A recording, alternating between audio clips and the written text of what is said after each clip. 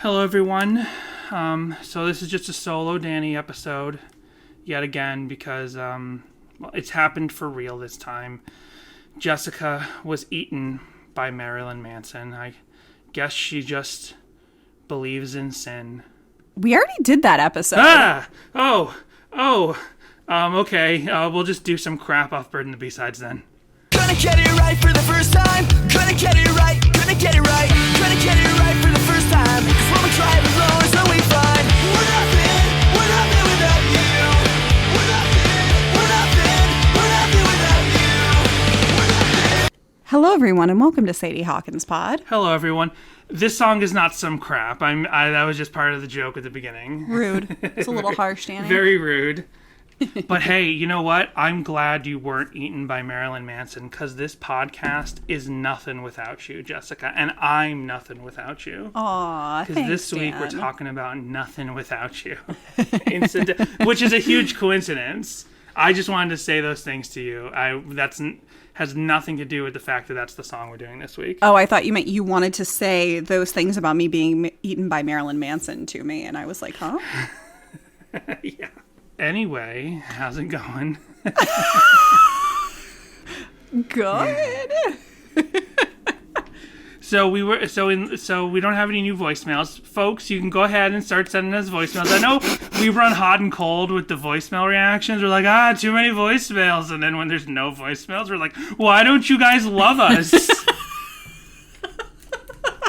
But so right now we're in the sun sign of the situation. We're like, please send us your voicemails. And as you all know, we're nothing without you. This podcast is nothing without you guys listening. That's sort of the point of the song that I have when we're ready to get to it. Aw.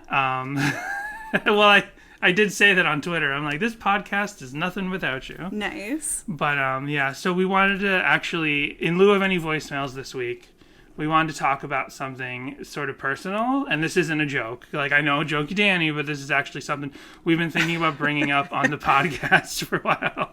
So then it feels like, so Jessica's laughing, but This it makes feels like a weird song to bring it up on. At least it's not running. We did have to postpone that one because you wanted to bring this up. So. Right. So it's a thing where it's like we keep waiting for it to come up naturally on the show, but it's not coming up naturally, and it's something we really want to share and mention out there in the world for prayer and stuff. But it's been a number of times over the last couple of years. Sorry to leave people hanging. Jessica and I have, for the last several years, been trying to conceive a child, and it just hasn't been happening. And it's something, we wanted to share with everybody. As Jessica tells me, get closer to the mic. Sorry. It's something we kind of wanted to share with everyone for a while. And we were waiting for it to come up naturally as a discussion point, but it never did. And we are basically asking for prayer and for thoughts. Good vibes. Whatever you want to send. Maybe advice, although, advice as far as like, you guys need to stop trying and it'll happen, or go on a vacation. We've done all of that. Yeah. And basically what we did all of that a few years ago. We've been trying for over 3 years now. Yeah. And it's unexplained infertility. Mm-hmm. So we've both been checked out and we're both in good shape. And there doesn't really seem to be a physiological, scientific reason why it's not happening. It's just kind of not happening. And I always get the names mixed up, but we've done the IVF. IUIs. We've done the IUI, and the IVF is the more, like, it's the bigger... Yes. Artificial insemination method, and insurance doesn't cover it, so that's a big hurdle for us to get to now as far as the plan for this to happen, because we want to make sure we know we've tried everything, but it's really important to us. We've really wanted a child for years now. We've been together for over 10 years. We've wanted a child for a long time, so we're just kind of mentioning it. Some people out there know we've had like personal DMs and stuff, but we want everyone to know. We want just like everyone who can think about it and give us prayer and everything. And so it never came up previously, and now it's a little awkward to. We wanted it to come up naturally, so I could avoid seeming kind of awkward about it. But it's it's the situation, and we're like, we just got to put it out there. it's the end of 2021. 2020 was a thing. So now 2021's been a thing. Yeah, so it's like let's good thoughts for 2022. Yeah. And we have tried a lot.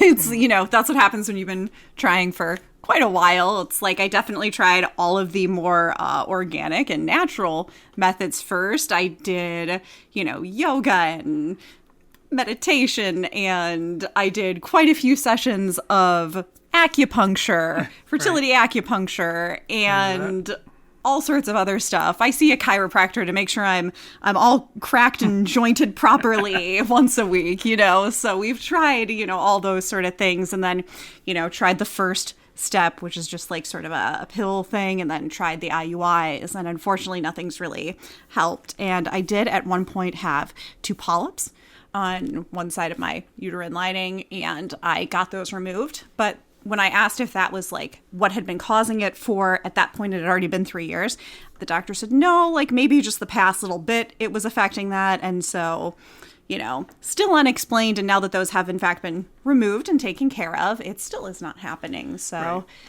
yeah. So like I was sort of saying, like any advice people might have, good IVF doctors. Did I get the letters right that time? You did. I did. In California. Any other like very specific advice as opposed to what we have almost guaranteed to have already tried.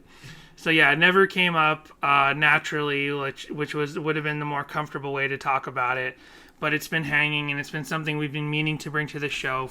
We've been meaning to bring it to the show, to you guys, because we're nothing without you. We're nothing without our listeners. Exactly. It's something we just kind of wanted to share with everyone who takes the time to listen to us. Yeah. Blather on about Relient K every week. Exactly. You let us into your homes, and we want to let you into ours. Wait, I guess we already kind of do. Well, whatever. We just wanted to throw it out there. So it feels a little awkward to bring it up in this way, to just force it and say it. But we're like, it keeps hanging over us, and we just wanted to say it. And Nothing Without You, that feels somewhat appropriate. It's like a positive God song, as we'll get into, and it's also about gratitude, and so, or is it? We'll talk about that. But and there's no songs about trying to get pregnant and not being able to get pregnant that Relient K sings. So how else was it going to come up? There isn't? Are you sure there isn't, like, on Collapsible Lung? Those aren't about trying. Those are about probably not trying. You smell like condoms in my car. Wait, that's not how that song goes. That would be so much worse. Any other top of the show business, Danny? Fans would be so mad if the word condom was... It'd be like, oh, I don't even care that you said drinking anymore. Any other top of the show business? Not that I can think of at the moment, no. This week, we're talking about Nothing Without You from Bird and the B-Sides, originally off of the Vinyl Countdown 7-inch, which was the second thing released on mono versus stereo, as we learned. Also, I just realized we talked about, I talked about this a little bit when we finished the Relient K book. We finished the Complex Infrastructure, and how we haven't finished any albums yet. Well, definitively, we can say for sure we're now finishing the Vinyl Countdown vinyl. Yeah, because we did the 5 Iron Frenzy Is Dead or Dying songs with Magnified Pod, and we did, what's the other one? The Vinyl Countdown song with Brad Moist from Goatee Records and Mono vs. Stereo. So this is the last song off of that 7-inch. Nice. Did we get that episode up, the book club conclusion? Not yet. Okay. Not yet. That'll be up this week. And exciting. We each say what our type would be, what our stereotype is. Are you the Jessica or the Danny? Yeah, if we were chapters in the book. This song's great. It's just not a song that I've listened to this song, but it's not a song that, like, this is the most I, like, concentrated on the song ever. It's very similar to, like, it's a good song, right? And it's like a rockin' punk anthemic. It's not super Relient K.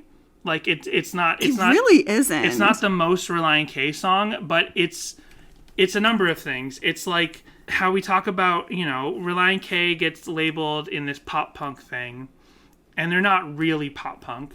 It's just this overarching umbrella for all things pop punk, and how, like, Paramore gets thrown in that group. But really, Paramore is not pop punk, and they're not emo, And Relient K's not emo, and these bands that get called pop punk are pop punk. I don't know, like 3 songs I've heard of Paramore sound pretty pop punk to me.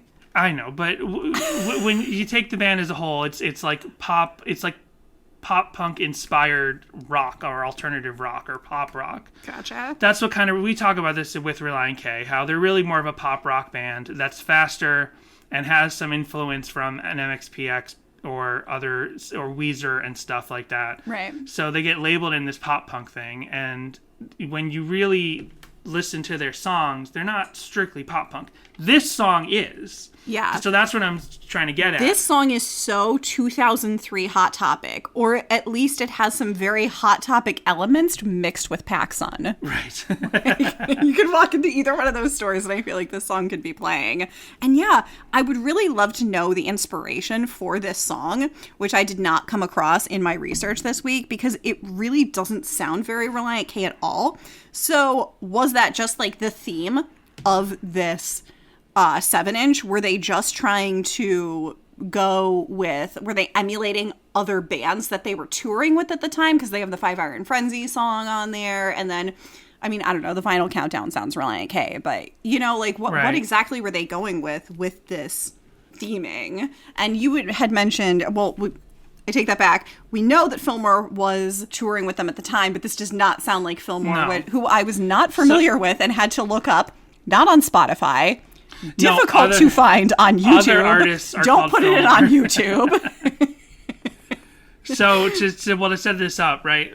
A number of things were happening when we were researching this song. It's like, first of all, I was like, I know someone from Fillmore is on the original EP and therefore on the songs when they get moved to Burn the B-Sides. It turns out it's the drummer of Fillmore drummed on the 5 Iron Frenzy songs, which I don't even think we noticed or realized at the time. And the Final Countdown, just not this song. He's credited as being on all of the... Hold on, I've got it pulled up. The credits in the booklet of the Burn the B-Sides showed that Fillmore drummer and former Relient K fill-in drummer Brett Schoenman played drums on every song of this EP except We're Nothing Without You. Gotcha. Yeah, I think he filled in... Meaning the Final Countdown EP. Right. I believe we're connecting little dots of little fragments of information that we get on this show all the time, but we never put them together. Every time we watch that Florida YMCA skate park video, when a song is played that we're covering at that show, that's who's drumming in that set. Oh, gotcha. And we don't have like a definitive timeline to prove this, but it seems like this is after Steven left the band and before Dave officially takes on as the permanent drummer, because the timeline kind of lines up. There's, as far as YouTube helps you visualize this stuff, it's like Detroit show 2000, Steven's on the drums, and then YMCA skate park, which I can't remember, is either late 2000 or early 2001, with Brett from Fillmore on drums, and they say thanks to Brett for filling in. So Steven's gone, and then by later in 2001, Dave's now in the band. By the time of the Electric Youth tour, and by the time Anatomy of Tongue in Cheek is ready to come out, Dave's in the band. So I'm wondering what the timeline is for Dave joining the band. Like, if we ever interview Dave, or if Reliable J ever interviews him, I don't want to fight over possibly trying to get guests. I'm just saying it'd be interesting to learn the timeline specifically of Steven leaving and Dave being asked to join the band, and when did he join the band, and how did they know him, and was he just not ready to go on tour? Like, was Dave set up to be the new drummer, but he couldn't go on that tour that included the YMCA show, or what? What was going on? We were confused a little bit coming back to this EP. We were like, what did Brett do on this EP? And I thought for a second that the chorus, the We're Nothing Without You parts, again, like has happened a couple times this month, don't sound like Matt to me. It sounds like Dave. It sounded like Dave. The screaming We're Nothing Without You parts really sound like Dave. They have that quality of it not being Teeson's voice. So I feel like a lot of the chorus is Dave singing. But then I wondered for a second, like, is it Brett? I don't know. We have no idea what Brett's voice sounds like. But then you looked into it, and Brett's not on this track. So But we'll get to the Dave possibility of singing the chorus in a minute. Yeah, so I wonder when the songs for this EP were recorded. And maybe even not this one, since it could have come along later, since it does not have the drummer from Fillmore on it. But I'm just wondering what the timeline is for that. Did they do that when they had him filling in? When they did the Five Iron Frenzy songs? When did Five Iron Frenzy break up, Danny? 2003. 2003. The year that this the EP came out. So it feels like those songs are from 2003, but I'm sort of interested to know why they have the drummer from Fillmore filling in if Dave's already in the band at that point. Well, we have some of the answers from when we talked, you weren't there, but when I talked to Brad Moist. Oh, gotcha. He explained how the Vinyl Countdown 7-inch was originally conceived as they were going to make it just a small B-side collection, like 4 B-sides on a 7-inch for fan club members. And then Thiessen just got excited about the idea of releasing a 7-inch. And then the idea, I think, if I'm repeating this correctly, was Thiessen's like, well, let me write at least one original song, and then the rest will be B-sides. And then he just wrote too many songs. And they were like, and then the Five Iron Frenzy song got written on the road to, celebrate Five Iron Frenzy and commemorate them breaking up. So they're like, oh, well, let's get in the studio and record this as well. We can get the 7-inch out before Five Iron Frenzy's last show. So so we have that answer a little bit. We know that these songs were definitely written around 2003. These songs were written in 2003. Since the idea of the 7-inch shifted from collecting a couple of B-sides and it became all new songs. So, having said that, then it just seems like they were probably actively touring, because in 2000, 2001, 2002, 2003, they're touring all the time, right? So, however and whenever, it actually says in the credits, I was going to say, however and whenever they recorded these songs, they had to get off the road to sort of do it. It's not exactly. It's not like today where they can just record stuff on the sound check. Yeah, and then they can release a Valentine's and a Halloween EP. Like, they had to get off the road, get into a studio, and it actually says specifically that all the songs off this EP plus What's All Been Done Before were recorded with Mark Lee Townsend at Yellow Studio in Canton, Ohio. So they had to get back to Canton to record these songs and then probably get right back on the road. So maybe Dave just wasn't available.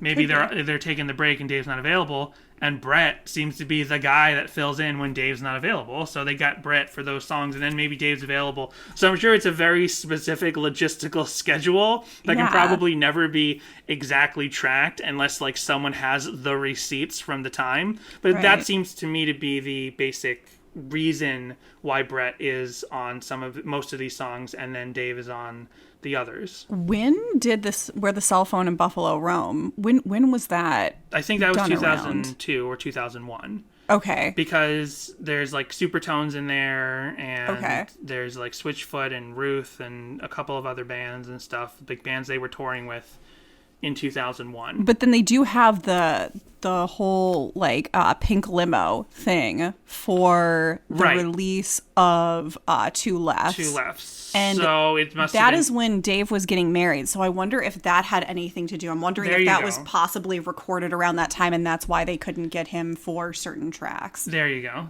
That is a very good theory. That probably makes a lot of sense.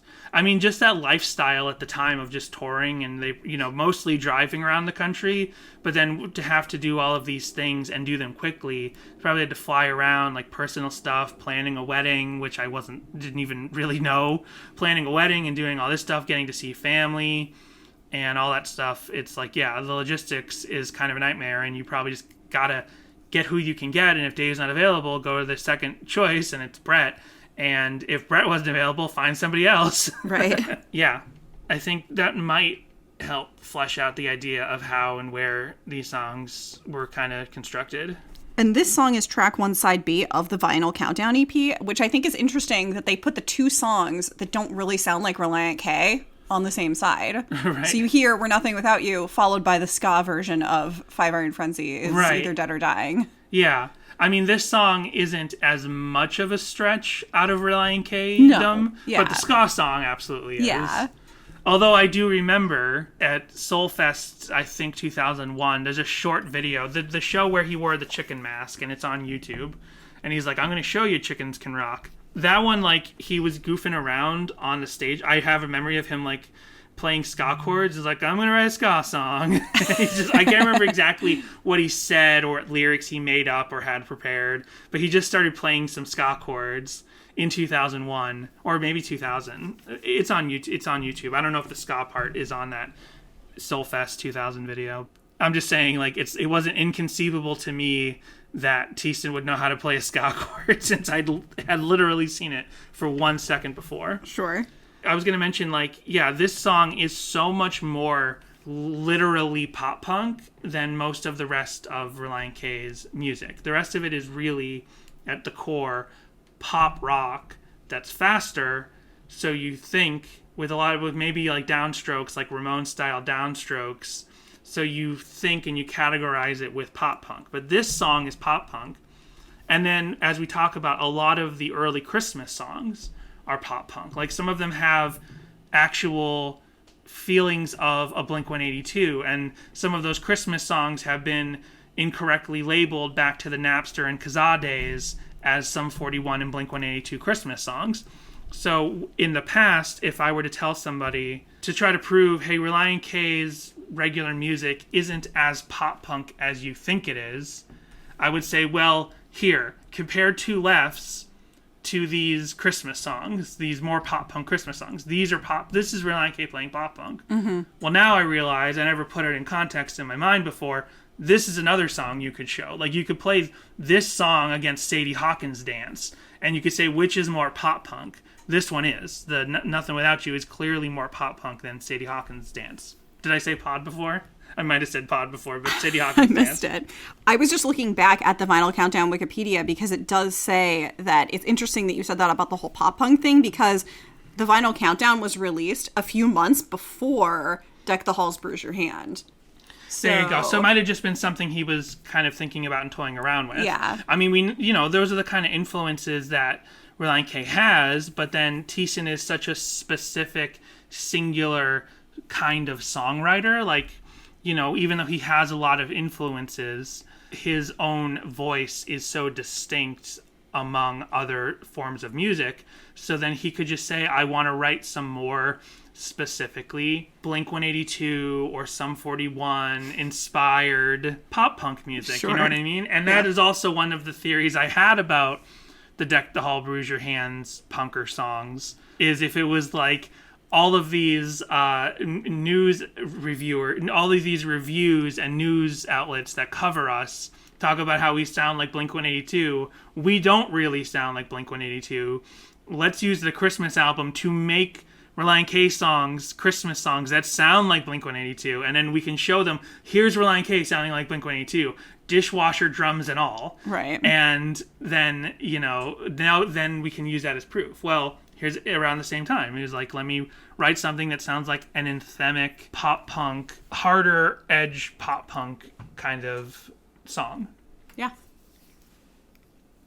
Oh, you know what? I totally forgot. We actually do have a voicemail this week. For some reason, it came to my phone instead of yours, but I think it was meant for the podcast because it's from Australia. Okay. And I'm wondering if maybe it's Denny. I don't really know. Okay. So that we can discuss about your case and take necessary action on this matter. Oh, no. In order wait. to connect federal agent, press 1 and you will be connected to the concerned... Never mind. Well, Jessica, the Australian federal government is after us. Did you collect calls to them again to ask about their toilets? No. They didn't even have an Australian accent. Yeah, I feel like this doesn't seem like a scam, but the fact that they didn't have an Australian accent makes me think it could be a scam. Oh, I've got another one from Gainesville, Florida. Do you think it's less than Jake? They're calling in from Fest. This one's about renewing my warranty. Say hi, this is Susie with calling the vehicle service department. Oh, yeah. Everyone talks online and makes memes about those, like, vehicle warranty scam Yeah. calls, and I never get them. Really? But I finally got one. I was so excited. I'm I like, never get what them. service are you using, Danny? But, no, I get spam calls all the time, but I don't answer them. And finally, for once, I got one in my voicemail. I was really excited. I don't answer my phone for nothing. If I don't recognize the phone number, if the phone number is not saved in my phone, I do not answer my phone. Something else I was going to say about those warranty calls, but I don't remember now. So we'll go back to the song. One thing about this is that it sounds, especially on Bird and the B-sides, it sounds really organically recorded. Like, it sounds like it's recorded on tape. And, 2003, like, maybe I would assume probably that the self-titled and the first 3 albums are probably most likely recorded on tape. You know what I mean? Yeah. Like, who knows, by 2000, but by the 3rd album, maybe that one's more, 2 Less, maybe that one's recorded digitally. But the albums don't have that feeling, that, like, very vague wobble, or that very sort of, not warm, but that very organic room feeling that this song has. Mm-hmm. Remastered here on Bird and the B-sides, it sounds it sounds a little sort of washed over, but not in a bad way, in a way that makes it sound like a cool demo tape, Mm-hmm. But it just has that feeling of an analog recorded sound. Especially because I've been listening again a lot to the first Mighty Mighty Boss Tones album, and that album is very, very analog. Like, when you listen we bought big headphones recently, big over-the-ear headphones, and I was listening to it with that, and I'm like, this sounds like the tape. But this sounds like the tape it's recorded on the Mighty Mighty Boss Tones album. So, having that in mind, this song, Nothing Without You, really sounds like the tape that it's recorded on. Which is interesting because when I talked to Brad Moist, he also mentioned how on the 7-inch, and we'll compare the 7-inch mastering because it's on YouTube, how they didn't master these 4 songs correctly for vinyl. They didn't really realize that. This was one of the first situations of Goatee releasing vinyl, and it was after this that they then, 2 years later, issued on vinyl. In 2005, 1 year after came out, he talked about how they're like, okay, we've got our handle on how to actually release a vinyl now. Let's put together an vinyl 1 year after the CD came out, and this is gonna fly. And he told the story how, like, the Vinyl Countdown 7-inch sold out immediately. So he's like, wow, people are gonna love having an on vinyl in 2005, and they had those for like 10 years. Like, they couldn't get rid of them until vinyl really finally blew up in the 2010s. Point is, they didn't master the 7-inch, by Brad Moist's admission, they didn't master the 7-inch properly. So it does have that slight more, like, feeling of, not amateurishness, but that feeling of sounding a little bit more organic, more punk per se. Right. Of being more DIY. What's it called? DIY? DUI, wait. DUI? The most punk thing is a DUI. Oh, no, it's not. It's absolutely not. You were talking about headphones a minute ago, and so now I've just been thinking about headphones ever since. If you want, like, a really good headphone that, like, rock sounds really good in, Danny bought the Marshall Monitor headphones. Not the newer ones, because the newer ones, the Monitor 2s, actually don't sound as good, but he got the ones that are, like, those ones are square, the ones that aren't square. And I put them on, and Danny was like, oh, you have to check this out. He had Tidal for, like, a 3-month Tidal subscription that came with, like, because we have T-Mobile or something. So he had that going, and then he had those headphones, and I listened to a couple albums, and I was like, oh man, I am so jealous, because they sound so much better than Through My Beats, which are optimized to boost your bass and everything, whereas the Marshall headphones are just, like, a really nice overall sound. So if anybody's looking for headphones, go for those. Not a sponsor. Not a sponsor, no. Not like the ones we use for the podcast, which I specifically got so that they would not sound good, so that they just sound the most organic possible, as, like, you would hear, so that I can use them for editing different projects, as well as this podcast. Well, speaking of editing, So I want to get into the possibility that, it's Dave singing the chorus here. I was really just vamping so that you could pull this up, Danny. Thank you. And I had it ready, and then I want it on the speaker in the room, but it's not going to the speaker in the room. Okay, there we go. So it sounds like Dave to me doing the yelly part. I mean, it starts with that's exactly. It kind of sounds like Thiessen going to the highest screamy register, but Dave and Thiessen have really similar voices. They do. And it is absolutely proven to be the case when you look at I So Hate Consequences, because myself included, a lot of people listening to had no idea the parts that Dave sings, but they are the parts that Dave sings when you watch any video of I So Hate Consequences. Here it is again. If I'll turn my back as soon as God lets me, 'cause that's exactly what a catastrophe is, ignoring warnings. Okay. I don't know. It sounds more like Thiessen the longer it goes. Yeah. But I really think the Nothing Without You part is Dave. So let's listen to that part.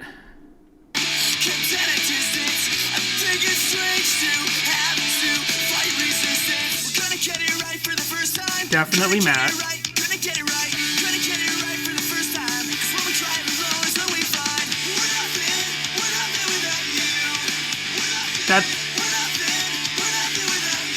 Maybe that second further callback is Dave, possibly. Yeah, I mean the We're Nothing Without You, I 100% believe is Dave. The part before that, which I don't even remember the words right now, that I think is the part that I thought was Dave. I'm like, it could just be a yelly Thiessen. Yeah. But it's questionable there, and that's why I said speaking of editing, because it's again what if they change, if it goes from Dave to Matt at the end of a measure directly into the next one, you almost wouldn't conceive it because they have such similar voices. They have to sing for longer before you notice it. So it could be one of those things where it's hold on, that's definitely Thiessen there. Okay, hold on.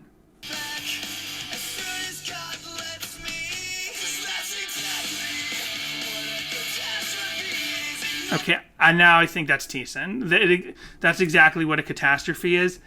That I was questioning, but now it sounds like Thiessen. I don't think they went as deep as to have that. Now that's exactly what a catastrophe is, sung by Dave, and then immediately cut back to Matt. Because the same section definitely sounds like Matt later.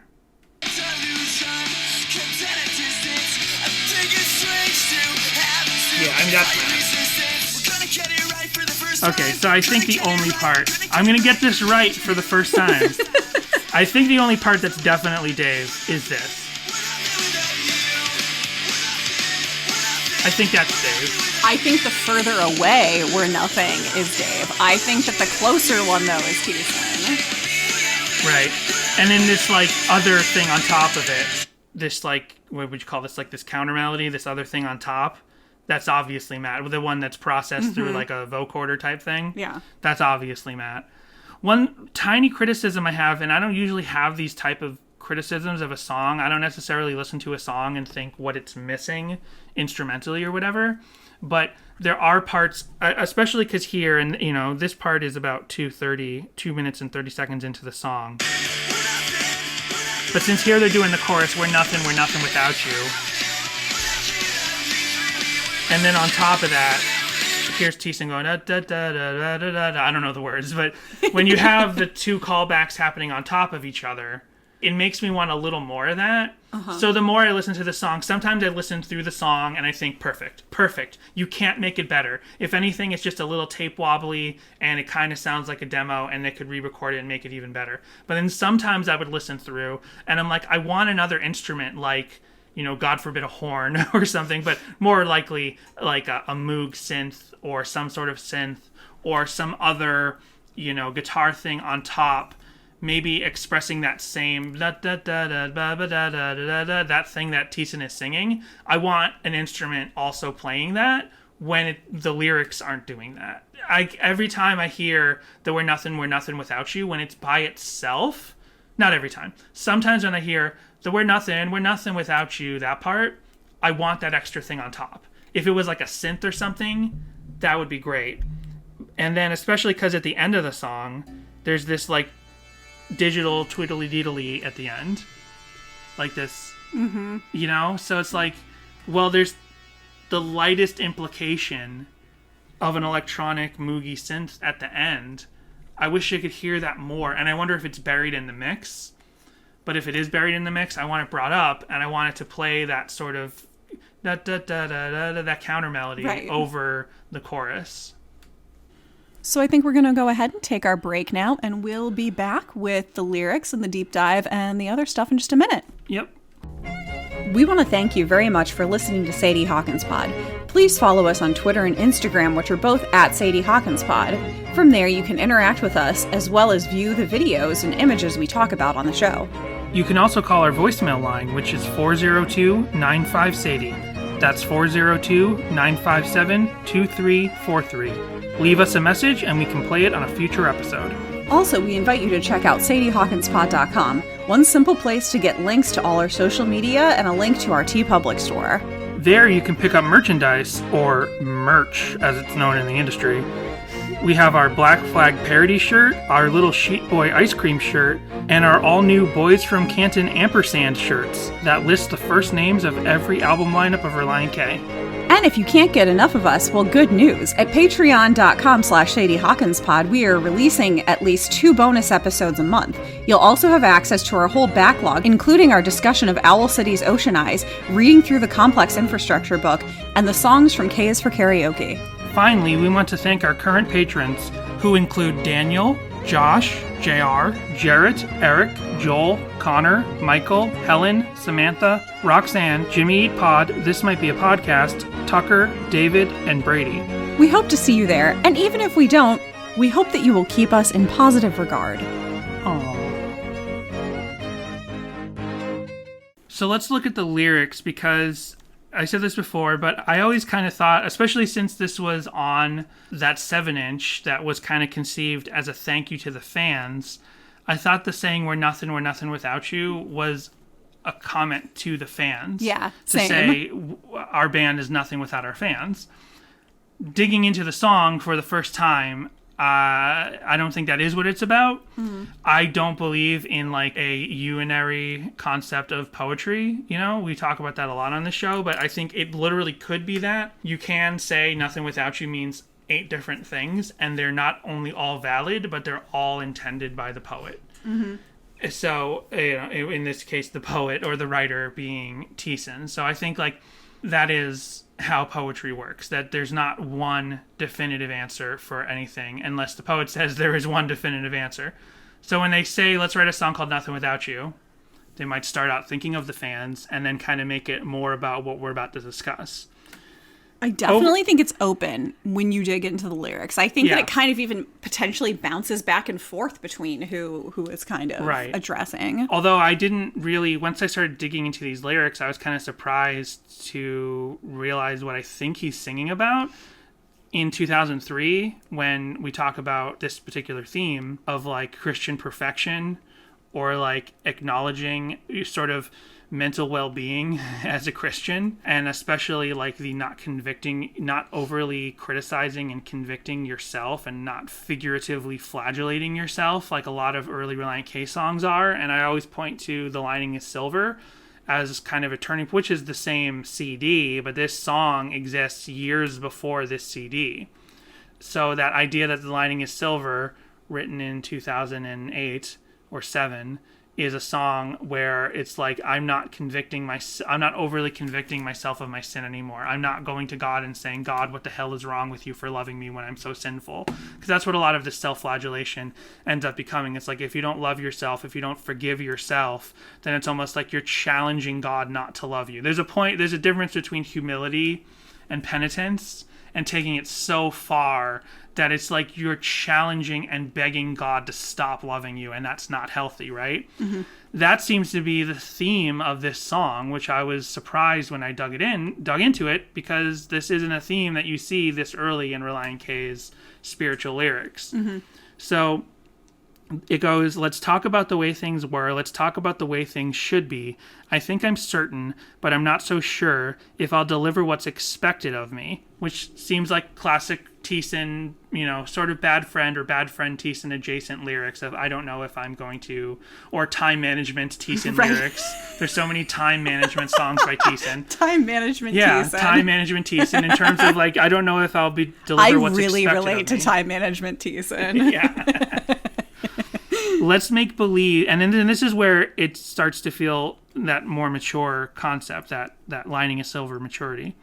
Let's make believe we're all okay, or better yet, pretend we're doing better than we've ever been. I think it's safe to say we've forgotten what regrets were.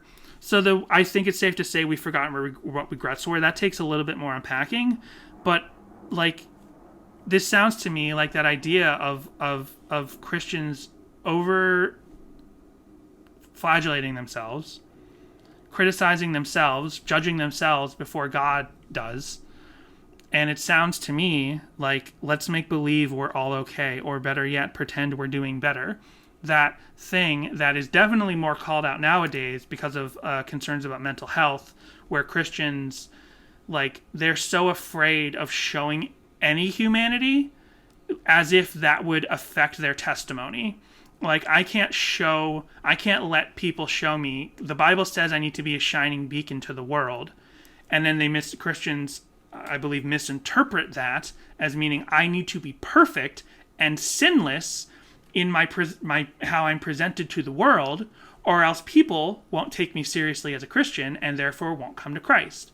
And that's actually antithetical to how humans work and how testimony works, that when Christians act so perfect, it makes them seem inhuman to the world. It makes them seem silly to the world, right? Mm-hmm. So it's like they actually need to admit their faults, admit their sin, accept their sin, be a part of the world, not like a part of the world, not floating through the world, not trying to float an inch above the ground through the world, but actually literally letting themselves be a human that believes in Christ and knows their sins are forgiven. So it's and when Christians push themselves to be so perfect, it causes this mental stress on them, which I think as a society we're really fully, or as a community, Christians are acknowledging more now through like podcasts and online discussions and stuff. So I think that's what this is getting at. It seems to me, let's pretend we're doing okay. Let's make believe we're okay and pretend we're doing better. That's what it feels like to me right now. Does that make sense? Yeah. Yeah. Is that in any way similar to what maybe you thought at all? No, and I kind of I go back and forth on this, and like I said, I think that it's kind of a lot more open because, and I get a little confused as to who exactly it's addressing, because later in the lyrics, it doesn't feel like we can be talking to God because God is mentioned as soon as God lets me. So you would say as soon as you let me, if that's who you were addressing. And I'm sure that it's addressing maybe Christians as a whole. It could be addressing humanity as a whole. That would be a really just as you said that, I'm like, that would be a really, really interesting way to interpret this song. And if it was deliberate, an almost unexpectedly beautiful idea, if they're literally singing to the world, if they're literally singing, we're nothing without you. And now here on Genius, you is capitalized, but I don't know if they're singing to God. Mm-hmm. What if this is a Christian song singing to the world? Hey, world, we are nothing without you. Because there's always this idea like the world is sinful, the world is awful, the world is despicable, the world is going to be destroyed, the world is nothing. But the world is God's. God made this world, and every time we denigrate the world, and by we I mean Christians as a whole, every time we denigrate the world, every time we say the world is nothing, the world will be thrown away, the world is garbage, we're spitting and cursing God's creation, So it's like God created us, and it's like, yeah, I don't know if this is deliberate, but if to just think, Relient K is singing, "Hey world, we're nothing without you." Yeah. What a beautiful idea. And then here on Genius, they capitalize you, which I don't know if I interpreted that. I don't think I see it that way right now. Especially like you said, as soon as God lets me, like the tense is shifting, which tense can shift in poetry, especially in songs. It can shift more freely. So there is that concept. But who knows? The pre-chorus says, because that's exactly what a catastrophe is, ignoring warnings, thinking kids will be kids. So that even Climate more... change is real, people. Yes.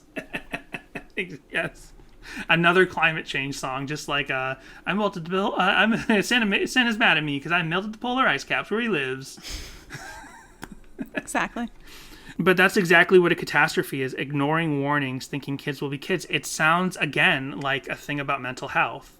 At the very least, about mental health as connected to your spirituality, like ignoring warnings, like kids show, and then they mention kids, thinking kids will be kids, like seeing warning signs in kids, like problems they're having, like just ignoring the mental issues. And then, I'm not trying to make this overly dramatic, but we know like mental health in teenagers is so vital because they're feeling these feelings for the first time and there's no sense that these feelings will ever end. And then unfortunately a lot of teenagers decide it's not worth dealing with this and they end their lives, right?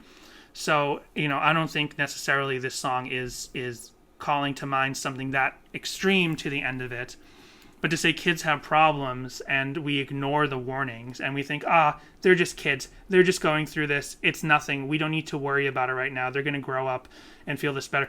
It's interesting to have that sort of viewpoint here too. Yeah. And the whole kids will be kids and like mental health issue.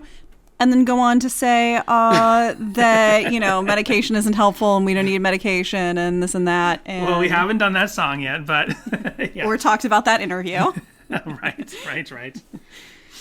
I mean, yeah, we'll talk about that more in that episode, but like, I'm not taking the side of that interview, but I do know from my personal experience that like, if you're with the wrong doctor or something, like they can over-medicate you. Yes. But medication is still like this idea that somehow like medication is some sort of cheat or shortcut, or it's not like it's not biblical, or that's ridiculous. That's ridiculous. It's beyond ridiculous. Yeah, it's like Get help. It's like trying to hammer a nail into a board with your fist. Yeah. Go get a hammer. Just go get a hammer. A hammer is a tool that you use, but then you use the wrong tool. You use the butt end of a cordless drill, or you use a rock or something. Like, yeah, you're gonna accidentally stub your fingers, or you're gonna do all kinds of things if you're not using the right tool. If you don't have a hardware store that knows what they're doing when you go in and ask questions, it's really that simple. Like medication is a tool that is proven to help and is needed. Yeah, get help. And with that brings us to today's sponsor, BetterHelp. No, I'm just kidding. I think it's strange to have to fight resistance. We're going to get rid of it for the first time.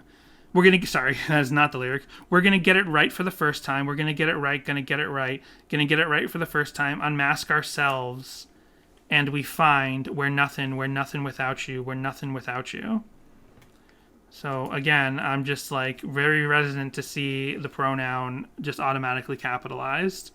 Now is it capitalized? Is it on the same line or is it on a different line? Because I'm on a different lyric site than you are, and it's just that it's the start of a new line, so everything is capitalized at the start of a new line. The U is not is at the end of the measure of lyrics. Yeah.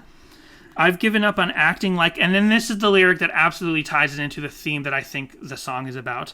I've given up on acting like I'm perfect. I advise you all to do the same. Like, it's just like, okay, just in case these lyrics are abstract enough, effing listen to this. Yep. I'm done pretending I'm perfect.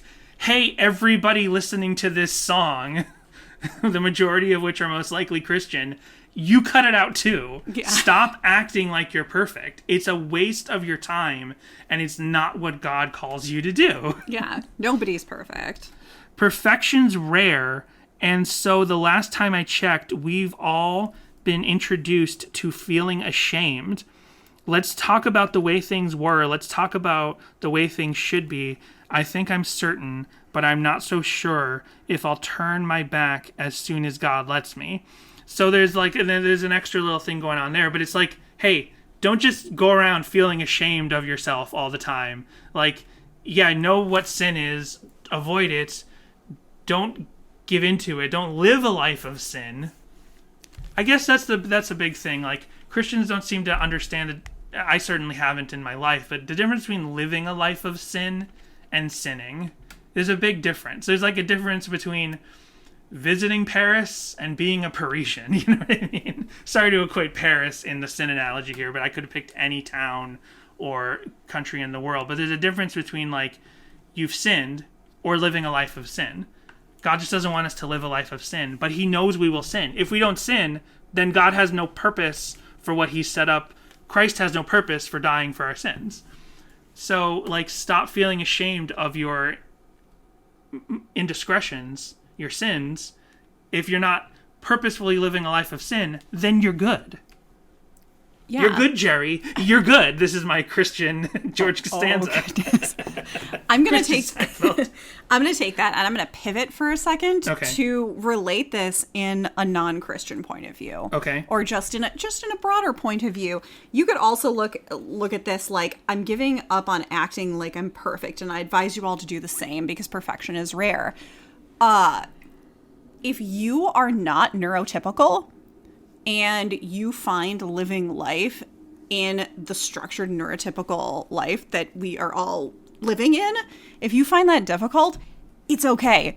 It's okay to not to look at others who are around your same age who seem like they are thriving or doing more or like living as like everyone and everything in society tells you should, and not understand how to reach that, not be able to live like that. And so I think that if you want to look at this song like, you know, don't live like that. Don't try and live perfectly. Don't try and live with how society and media and everybody tells you you're supposed to.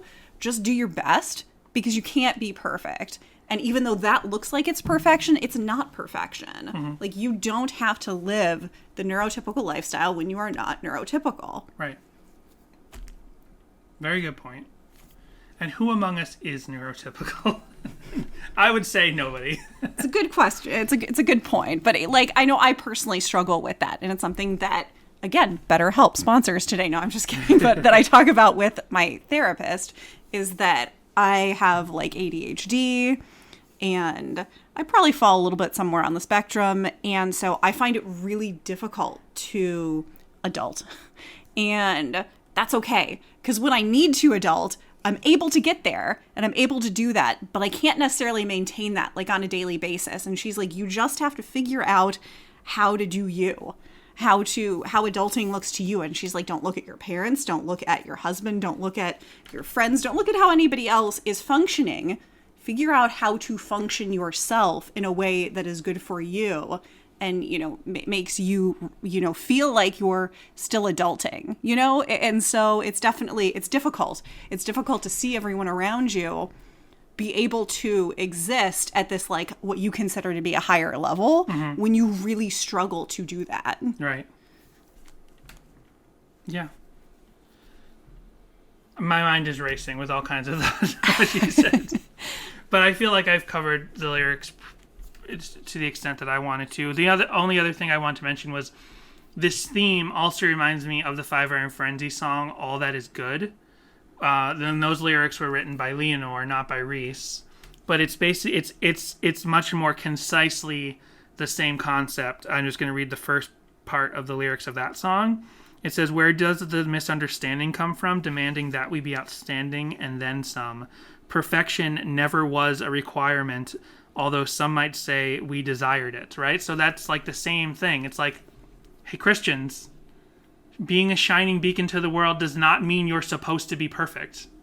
That's not being a shining beacon to the world. That is not a good... I mean, I will say that presenting yourself or working overly hard, like if your neurotypicalness allows you to actually not be interested in sin, that's great. Like you're not interested in sin, you just don't want it, you know, like whether that's Christ, you know, if that's Christ in your heart plus the fact that you just don't have an addictive personality, that's great. you are even more set up to be that shining beacon because that's the way you're wired. But if the common person, the common Christian, is stressing themselves to appear to be absolutely perfect and sinless, that is I will say that I think that's a bad testimony to the world. And I think that is actually pushing people away from Christ who need him. Absolutely. I think if you are showing yourself literally in the world, but not of the world, showing that you are a human being who believes in Christ and knows that Christ forgives your sins, that calls more people to him when you show yourself as an example that way. But causing yourself incredible mental stress and pretending to be someone that you're not wired to be, physically, and people will read that phoniness and then they turn away from Christ. They look at that guy, they look at the person who is pretending, and they say, ugh, ugh. That's why Christians get compared. That's why that's what the term crazy Christian comes from. They can tell there's something up, the world can tell there's something up with that Christian person over there. They are not acting like a regular human being. So I can tell something's up. I can tell they're masking something. So they turn away from Christ because your example has not been a shining beacon. And stop blindly following and voting for a sociopath. That's a whole nother thing. So the let's talk about the way things were. Let's talk about the way things should be. I think I'm certain, but I'm not so sure if I'll turn my back as soon as God lets me. Is another sort of that sort of going back on the Christian topic and way to interpret this. It's I'm giving up on acting perfect, and it's like every other Relient K song where it's I'm going to give up on this thing. I'm going to do what's actually right for me, but I'll do it when God lets me. So I'm saying that I'm going to do this thing, but I'm totally not going to do this thing. And then I'll write 10 more songs on the next album about how I didn't do that thing when I was supposed to do that thing. Right. There's still that guilt. And I just don't think a guilt-driven life is healthy, and I don't think it's what God has actually called us to do. I think a lot of Christian guilt comes from, and I've stated so many times on this show that I'm not a theologian, so I don't really know what I'm talking about. I'm talking about what I'm saying is in the broadest sense of the terms. And, being from Boston and knowing Catholicism a little bit better, I think a lot of a guilt-driven Christian life, it goes back to the church, the Catholic Church, especially when you look at period pieces, films, and people doing mission work. Guilt. The church drives us through guilt, and that's not what I think Christ came to say. You don't have to be driven by that anymore. And I think that driving factor of guilt is a thing that remains from that old way of where you have to go through the church to get your salvation. Yeah, and if you want to go even further than that, it's not specific to Christians, because you have the very famous Jewish guilt, although that's more just that you haven't called your mom enough today. So Right. I mean, and then I don't know enough about other world religions, but I'm wondering how much guilt is driven in other world religions. A lot, I think. Yeah. I think it's just I think that guilt is just a very common human trait. I think it's something we're all kind of born with, especially with just the way that society in general functions. Right, and it's a very easy tool to use to manipulate people. Yes. And I'm talking about in the broadest sense. I'm not just talking about Christianity and the Christian church manipulating people. I'm talking about every sort of institution driving and trying to control people using guilt to drive it. So that's something we are called to be free of. Yeah, that's how, and even the thing that's something we're supposed to be free of, that's how cults get you. Right. They're oh, you feel so guilty about whatever? Come to us. You don't have to feel guilty anymore. We're here to tell you it's okay. This is literally what Christ called us not to do. He said, hey, you're all guilty. I'll take the guilt. I'm gonna take the guilt. It's mine now. It's not your fucking guilt anymore. So that's what Christ came to earth to do. And then so when we keep languishing in our guilt, it's like we're saying, hey, Christ, I know you came down here and suffered to take this guilt on for yourself, but I'll just hang on to some of that guilt. Don't worry about the thing you suffered to do for me. I'll keep doing it. That's so insulting to the very core of the idea of Christ. It is, but it's also an issue of control. Right. There is a sense of control over that particular emotion and over how you're feeling and that sort of thing, which is a whole deeper conversation that we'll kind of move on from On now. patreon.com/Sadie Hawkins. Oh no. But No. we've spent a long time on these lyrics, so Yeah. I think we should maybe move on just a little bit. I think we're running out of time. I'm not going to get to talk about how The Weeknd has a song by the same title. And Luther Vandross. Okay. Vandross. So your deep dive. We have song meetings, because of course we do.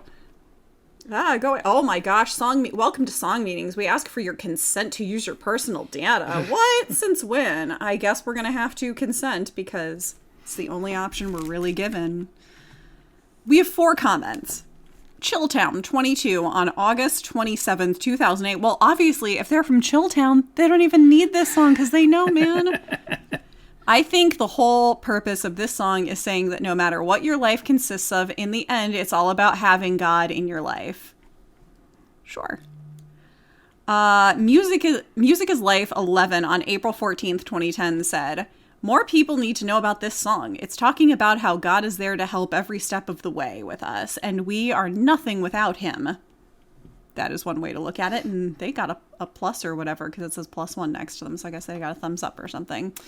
Rockstar729 on August 14th, 2008 said, never heard it before, but it sounds cool. I wanted to be the first post. Song Meetings does not list these in order, clearly. That's like someone like that happens on Yelp. Like people just like want to review things, be the first review, and they'll be like, "Oh, great experience," and that's all they say, but they weren't actually there. In the airwaves, 7-11 on March 14th, 2009. Sorry, like every other letter is capitalized, and it really threw me off. Said they released it on Bird and the B-sides. This song makes me smile. Smiley face. Well, dig a little deeper. It might make you smile if it helps you feel more free from your guilt and Well, Christ. no, yes, I meant that it wasn't released on Burn the B-sides. Then, 37 emo songs you doodle on your Chuck Taylors. From MTVnews.com. Right. This on MTVnews.com?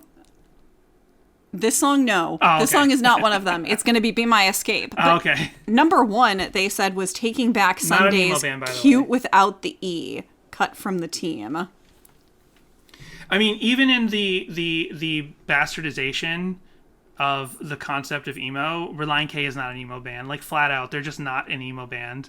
They're not an emo band. It's just not. They're not. It's like, it's not. They're not. Like, I don't know how else to describe it. So they ranked this at number 6. Relient K, Be My Escape. Most angsty lyric, I am a hostage to my own humanity. I mean, I guess individually. This should be titled Angsty Lyrics to Doodle on Your Chuck Taylors. Right, like, angst is not the soul. Angst is not solely owned by the concept of emo. And I'm not even trying to take it back to the whole Midwest thing and the Promise Ring and Cap and Jazz and like real emo bands. I'm just saying, like, just because someone sings dramatically does not in and of itself make it an emo band. Sorry, I scrolled down a little. 19. Blink-182, Miss You. Most angsty lyric, we can live like Jack and Sally if we want. Is that the most angsty lyric in the I song? can find a lot more angsty lyrics in Blink-182 songs. I feel like the angstiest song I can think of right now is Anthem, the first one from Enema. They've got a May song on here, some Jack's Mannequin. Alrighty. And then The Narrative is a band that has an album with the same name. Okay. Nothing Without You. Yeah, it's a very common title. Yep. The anthem being from Long Island and active from 2007 to present. Associated acts, Twin Forks, Relient K, Elsie Isley, and Distry. Not familiar, but right on. Not familiar with any of those bands, especially that second one. What was that? Relient K? And that's all I've got. Cool. Well, let's just check out the vinyl version real quick, as was uploaded by Derek, who we spoke to after we talked about the Vinyl Countdown title track. And there's big differences. If you go back and listen to our Vinyl Countdown episode, there's big differences between the mix of the original 7-inch and what's found on Bird and the B-sides. And also, sidebar, if you get the 7-inch series, the modern Relient K 7-inch series, the plain cardboard sleeves with the simple white sticker with just the text in one little picture, that is the Bird and the B-sides master of those songs. Oh, interesting. The original 7-inch with the red and black cover art that's in a paper sleeve that goes for like hundreds of dollars. Yeah. That is the only place you will find that mix of these 4 songs. Interesting. And okay. physically. And then here it is on YouTube, uploaded by Derek, who got in contact with us after we did the Vinyl Countdown song. And we didn't realize it when we did Five Iron Frenzies That Are Dying. And I don't think it was uploaded at the time. So, Vinyl Countdown, big differences between the original 7-inch and what's found on Bird and the B-sides and modern 7-inches. This song, I can't really tell any distinct differences, especially since from this vinyl rip, there is that warble and warm crackle happening. Those aren't mastered into this track. That's just Derek's vinyl. Right. But here's the vinyl.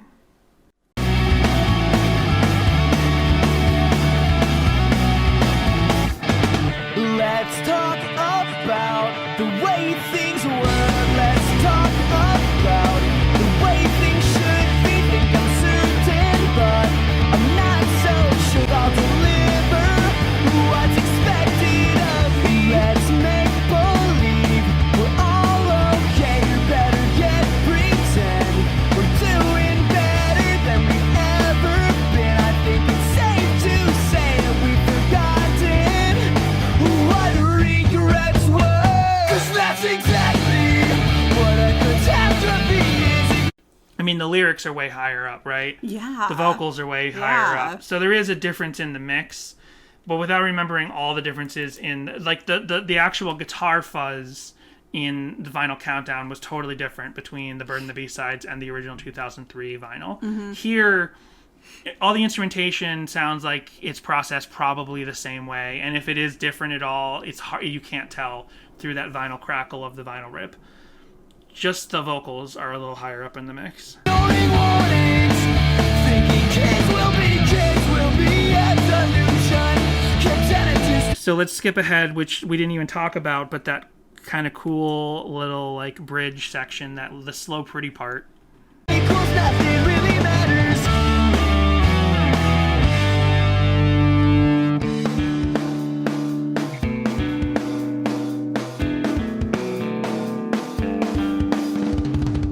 You make me sure in the midst of heartbreak and turbulence that my spirit soars only because it's yours.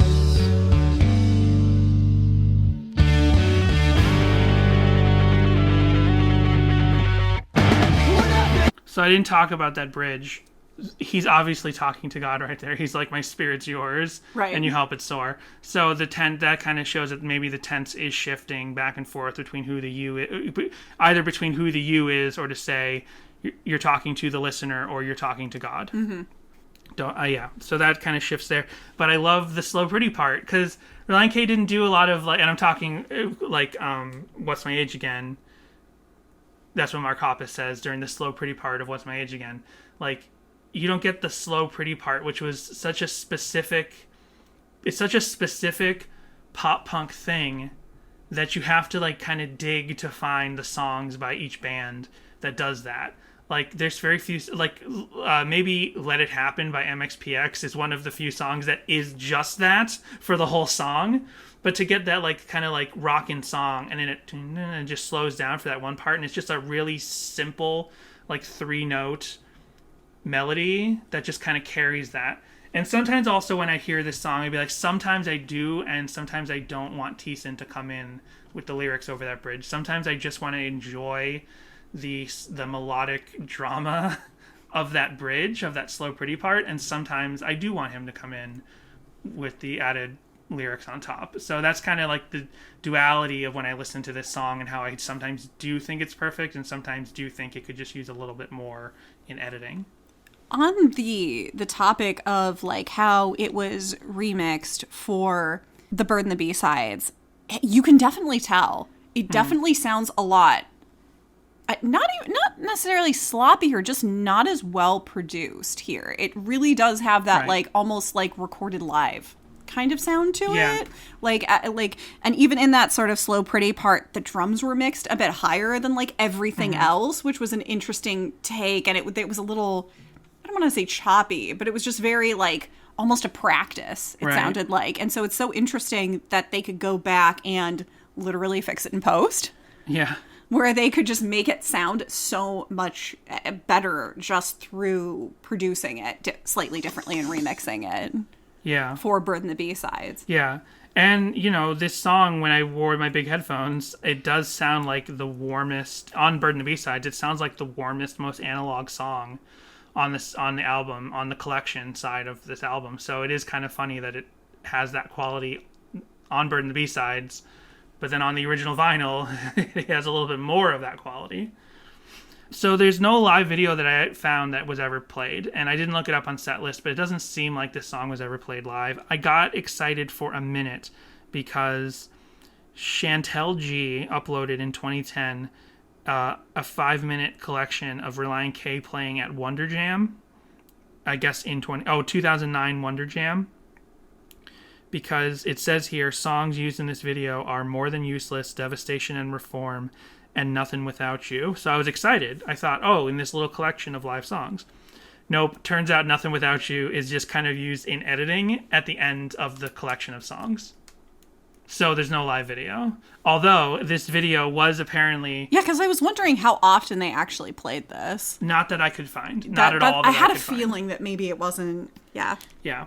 So, but this Wonder Jam 2009 video by Chantel, which has More Than Useless and Devastation and Reform being played live, it apparently was also Warren's birthday. Because then everybody sings, because it should have said songs used in this video, happy birthday.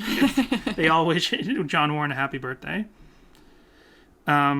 So, yeah, no other Relient K stuff. There's tons of songs. The Weeknd, you said there was someone else, had Luther Vandross. Lots of songs with this title. And there's 5 different videos, like, you know, people's videos, like a mission trip, a slideshow of 2015 mission trip that some people put together. Fred Gustafson, who we've come across his videos before. He always makes these like family FMVs, just like a collection of their family hanging out in their house, you know, not actually prepared, not like acting for the camera, just hanging out with his family. Yeah, throwing themselves a party. Exactly. And Kira Neverland has another like just like her and her friend walking down the street together, just talking, and then edited to this song. Cute. But the only one that I really, you know, you can kind of get the gist of those. I don't know why, but I really thought you were going to say Keira Knightley. Keira Knightley's YouTube channel from before she was famous, which doesn't seem like the math works out on that. So I found the only one that's really worth showing is uploaded by Pascal Diaz Lopez 10 years ago with 38 views.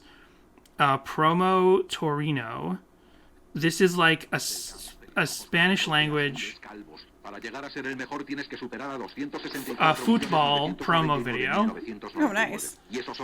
There's like little animations of football fans and stuff.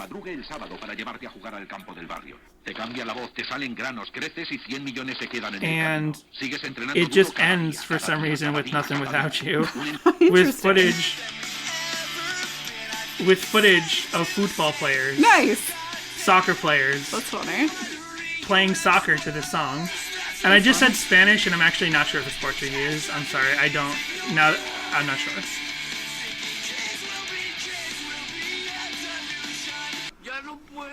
So it's just like a compilation of soccer football clips. I say football just to make it clear which football I'm talking about. That's the only one I felt like playing.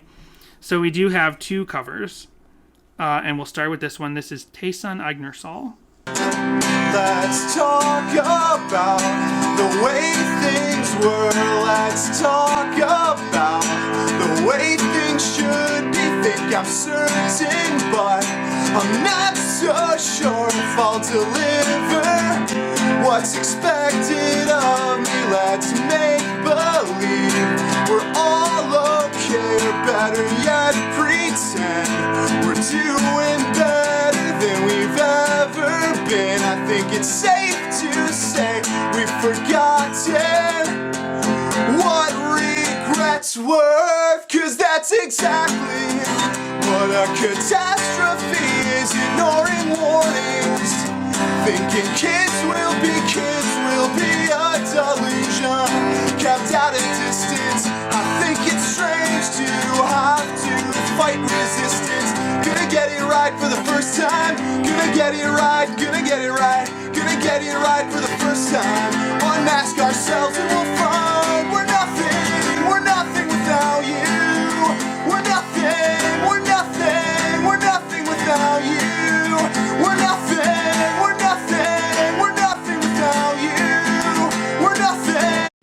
Love Taylor's hair. It is very...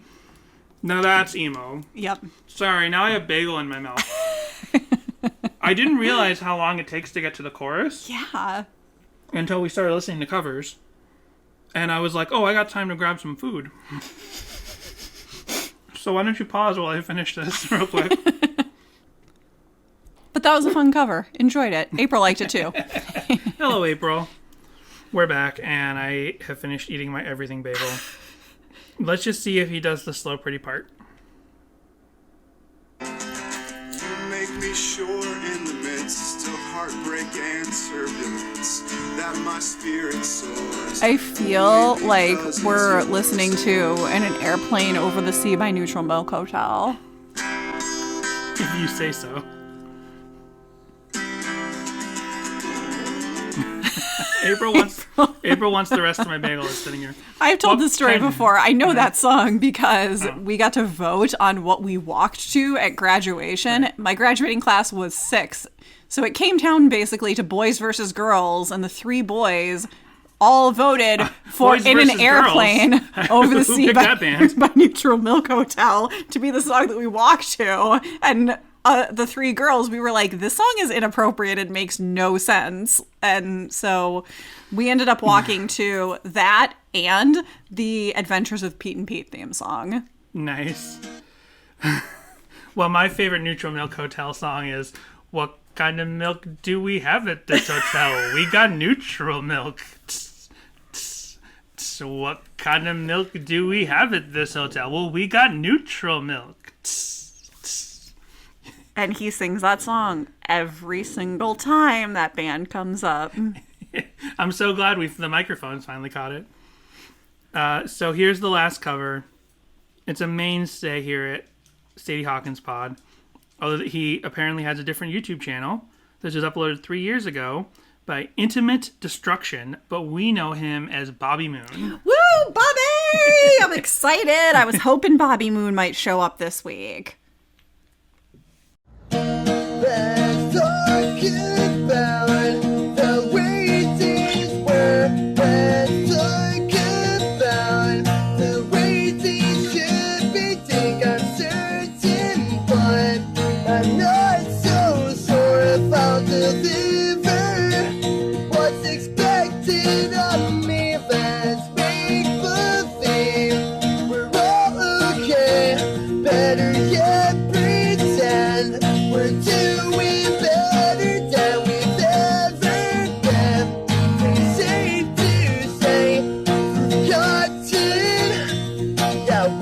regrets were. 'Cause that's exactly when a catastrophe is an omen warning. Thinking kids will be idealism. 'Cause at a distance, I think it's strange to have to fight resistance. Nice. It's good stuff. I realize I love that chord progression during. That's exactly what I love that chord progression, and this cover helps me realize it. But I love it in the actual song as well. So yeah, I didn't realize how long it takes to get to the chorus. Gonna get it right for the first time. Gonna get it right. Gonna get it right. Gonna get it right for the first time. Unmask ourselves and we'll find we're nothing without you. Nothing without you. Nothing without you. Nothing without you. I can't. Bobby's taking some artistic license with the chorus there, and I like it. Well, it's kind of necessary because that part of the song is really written for like a full band. Right. So it makes a lot of sense. You need to breathe. Yeah. I also like how Bobby kind of has two voices, two modes, if you notice. Mm-hmm. Another artist who has that, like, the two distinct registers is Weird Al Yankovic.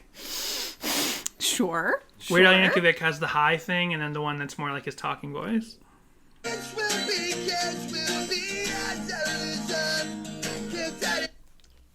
I keep eating this bagel. I'm so hungry. I just want to hear if he does the bridge as well. You're driving April crazy. Nothing without you.